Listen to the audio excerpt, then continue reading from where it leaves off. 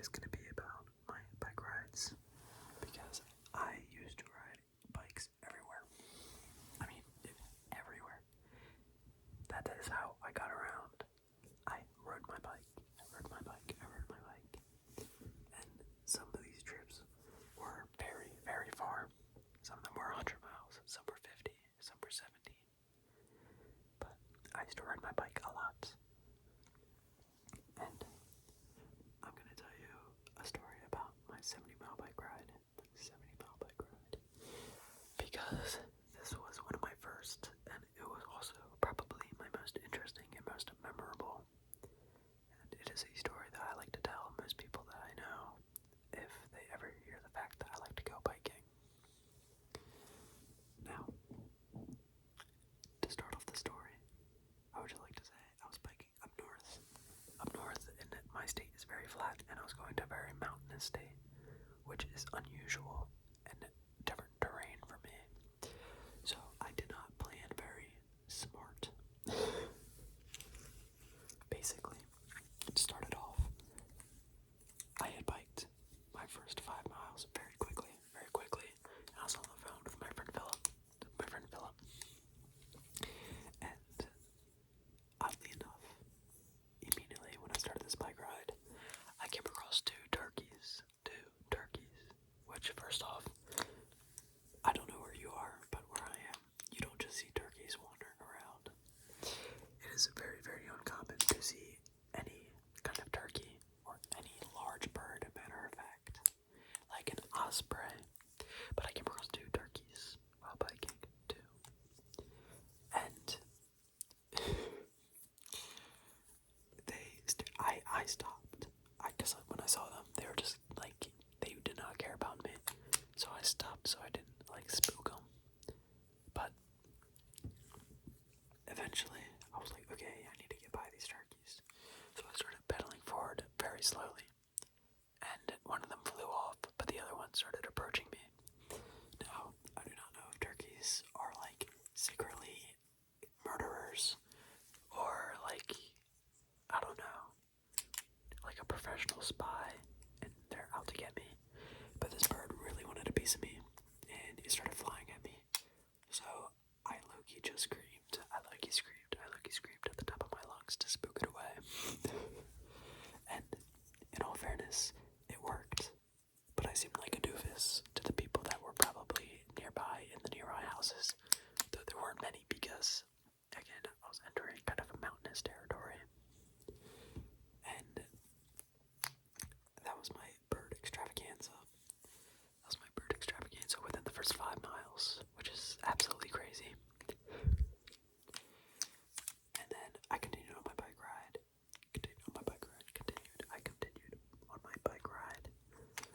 And eventually, I had to really use the bathroom. Like, really, really bad. But I was in the middle of nowhere. So I just had to hold on for dear life for like 5 miles. Which, if you do not bike often, 5 miles is usually around 30 minutes of biking, depending on how fast you're going.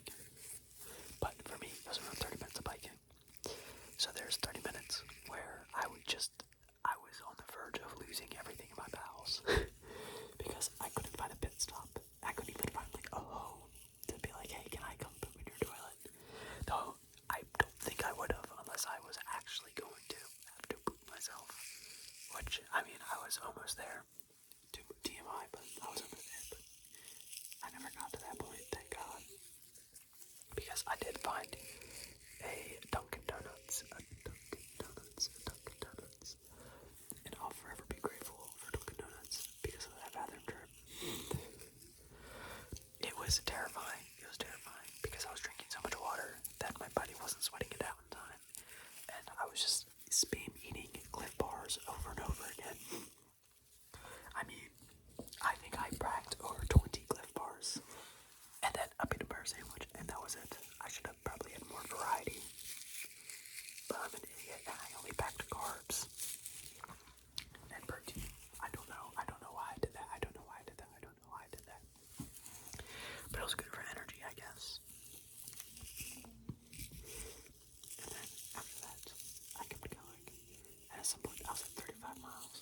was at 35 miles, pretty much the halfway point, and that is when I hit a very, very big mountain.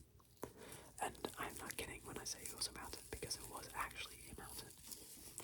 It was a 11% grade uphill on the road I was going, which is so much to the point where I could not bike up it with my gravel bike, because I do not have a road bike, but I could not bike up with my gravel bike. And I pretty much just walked my bike up the whole entire way. And that took so much time out of my day that I low-key ran out of water when I reached the top. And of course, you know, you're on top of a mountain. There aren't any houses up there. It is just a road with some farmhouses of not so friendly people. I'm not kidding when I say there were more cows than people. And when I was at the top of this mountain, I was just desperate for some kind of sustenance that wasn't food, aka maybe a Gatorade or water or just literally anything but food, because my mouth was dry and I was getting tired and lightheaded because of my lack of water, which I didn't think was going to happen, even though I packed only 7 bottles of water. I probably should have packed like 13. So I'm on top of a mountain with nothing when it comes to a liquid, and it is so annoying. It is so annoying. It is so annoying. But I persuaded through by just going onto autopilot mode, because I saw something say Union States, and I just started going Onion States, over and over again for over 50 minutes. I just kept repeating Onion States to myself, and I did it until I missed a turn by 3 miles. 3 miles. And I realized, oh crap, I gotta turn back. And that kind of kicked me out of my autopilot mode, and all the pain set back into my legs, and the thirst also kicked back in. But thankfully, I was starting to head down the mountain, and I was going quick. I was going 35 miles per hour. Maybe more, maybe less. But it was around 35, whatever it was. And good Lord, that is scary, but it is fun. It is fun. But unfortunately, it's also stupid. I would not recommend going 35 miles per hour down a mountain on a bike on like a 10% grade, because little did I know there was a sharp turn in the road, and in front of that sharp turn is a big rock,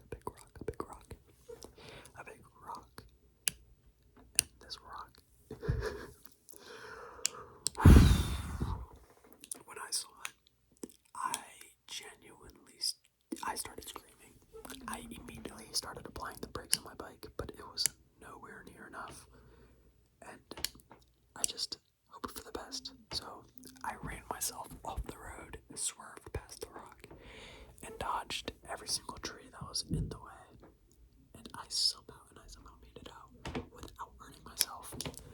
And I slowly walked my bike back onto the road once I was done running through the forest. I finally got through, and it was just, I can't tell you how scared I was. I called my parents. I was that scared because I was like, I almost just died because of my own stupidity.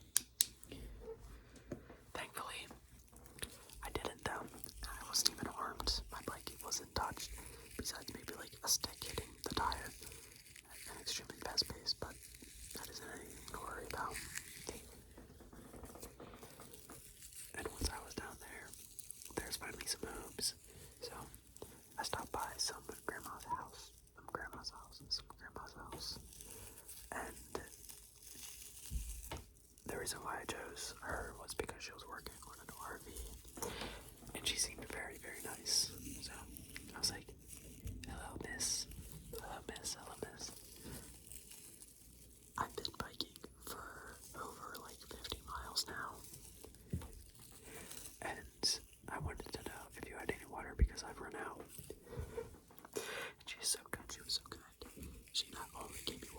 also gave me some like Powerade because she was like, you need more than just water, you need your electrolytes, or else your body's going to give out on you. I don't know how much farther you have to go, but your body will give out if you don't have any salt. And I had no idea about that because I was like 13 at the time, maybe 14. And pretty much, I learned a lot. And she gave me a little story time. About when she used to deliver newspapers and how she'd ride over 30 miles a day on her bike, delivering these newspapers. And that's how she learned that you need electrolytes and not just water. Which I never would have known if she didn't tell me. She's literally saved my life out there. I mean, sorry, I probably would have found somebody else to give me sustenance, but I'm glad it was her, and she didn't try to poison me because I just trusted she gave me stuff that wasn't contaminated. And it wasn't. It was all good. And honestly, the last 20 miles of my bike ride was just me biking. Nothing different really happened. I mean, there were hills, and sometimes it got really hot, and I started sweating profusely. But there was nothing really bad going on. But something I didn't notice was the fact that I was getting burnt. Like an idiot, I did bring sunscreen, but I didn't apply it more than just twice.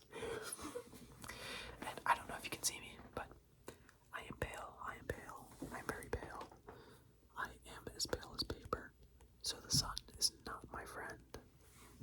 The sun is not my friend. And I didn't even notice it, but I was getting extremely burnt.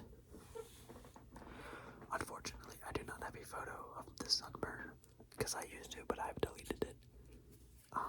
But just know it was bad.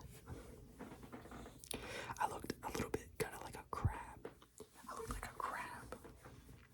I mean, it was ridiculous. But it didn't even hurt. You would think I'd have like the devil's itch, but no. I was perfectly fine. I was just very red. And it didn't even tan me very well. It left like a little bit of a tan, but it wasn't much of one. It definitely was not worth it. I can try to show you, but I've got these scars on my arm, on my left arm, and it's from the sun, I'm pretty sure. I just have white dots all over the arm, and they don't tan no matter what. They are just white dots, and you can feel them, like my skin's rigid there. And it was not there before I got burnt that bad, but it was there after I did, and it was the part that was burnt the worst because it was always in the sunlight. You can't see it, but it's on my tricep, and part of my bicep. And basically, I was just super burnt. And also, when I was done, if you ever go biking, wear butt pads, because my butt was so hurt from sitting on that seat for like 8 hours. Wear butt pads if you're ever biking that far. But overall, it was very fun. The bike ride was very fun. It was very fun. And I would do it again. I would. But it's too colder now. And honestly, I have no motivation to do it. But if the reason or time ever came, I probably would. I'd just be a lot more careful this time, and I'd apply sunscreen more than just twice in 8 hours. I'd probably apply it 10 times, maybe more, so I don't absolutely lose the skin I